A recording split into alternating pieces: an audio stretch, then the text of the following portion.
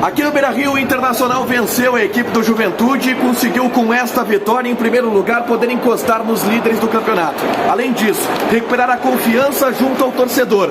Confiança coletiva e confiança também individual de alguns jogadores. E nesse vídeo eu relato tudo sobre a goleada sobre a equipe do Juventude. Tudo bem, gente? Obrigado pela participação aqui. Não esquece de deixar teu like, te inscrever, de ativar as notificações. Olha só, o Internacional goleou a equipe do Juventude. Eu tô na zona mista já, minutos finais da partida, 3-0 Internacional, em um jogo onde o Inter, em primeiro lugar, espantou aquele fantasma que a gente até falava ao longo do dia de hoje de o Inter tem dificuldades para jogar contra equipes que estão na parte de baixo da tabela. O Inter tem dificuldades para enfrentar equipes que se colocam atrás da linha da bola e dificultam o Internacional através de uma retranca. Não foi o que a gente viu ao longo do estádio Beira-Rio nessa noite de segunda-feira. Mais do que isso, a gente viu a consolidação de um time titular, de uma base titular, de dois jogadores que não podem sair do time neste momento. Johnny e Maurício fizeram mais uma vez atuações exemplares e contribuíram muito para esta goleada colorada sobre a equipe do Juventude. 3-0 é goleada, sim é goleada, principalmente com uma superioridade que o Internacional demonstrou contra a equipe da Serra. Já desde o começo era o Internacional quem tomava as ações da partida. Posicionado no 4-2-3-1, Depena como volante ao lado do Gabriel, o Johnny aberto pelo lado direito, com o Maurício mais centralizado e o Wanderson pelo lado esquerdo.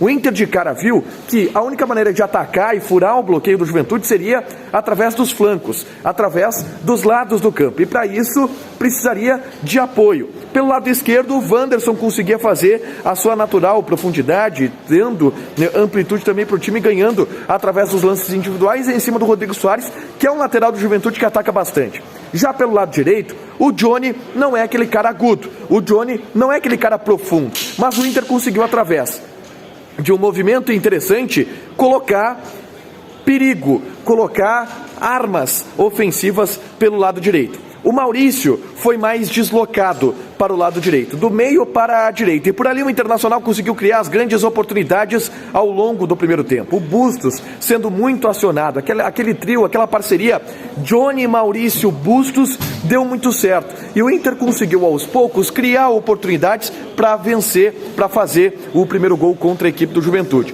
E o primeiro gol saiu e sai em uma bola parada em um momento onde o Inter estava já pressionando bastante. Houve um escanteio, a cobrança de escanteio do Depena perfeito, e aí aparece um outro jogador que teve uma atuação fundamental, o Johnny. O Johnny marcou, o Johnny se deslocou, o Johnny mostrou que tem intensidade para pressionar quando o Inter precisa marcar alto o adversário, e o Johnny mostrou que também tem capacidade de dar pelo menos continuidade nas jogadas. O Johnny não é um jogador brilhante tecnicamente, não é um craque, mas é um jogador que consegue ter a melhor tomada de decisão para que o ataque do Inter ele tivesse fluidez, e teve, e através do Johnny o Inter chega ao gol que abre o placar, não através da bola no pé, uma bola aérea, cruzamento do Depena, o Johnny também mostrando força no jogo aéreo, e é importante no meio campo ter jogadores como o Johnny de estatura, de um bom cabeceio. O Johnny tornou de cabeça e acabou vencendo o Pegorari para abrir o placar no Beira-Rio.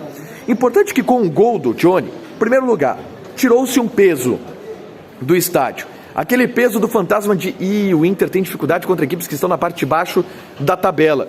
O Inter talvez tenha dificuldades contra o Juventude se o Juventude meter essa retranca.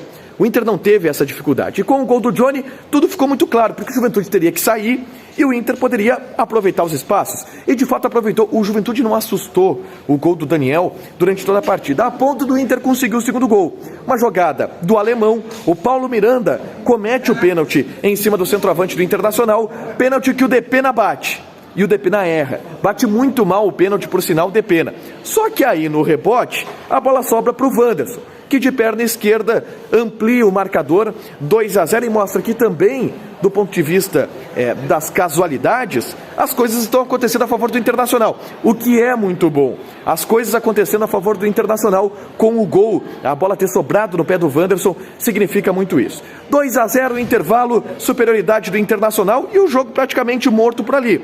No segundo tempo, o Inter apenas confirmou a superioridade que tinha em cima do Juventude, criando as melhores oportunidades, criando as melhores chances e chegando mais perto do terceiro gol do que o Juventude do quarto. Tanto que o terceiro gol ele veio até bem cedo, tá?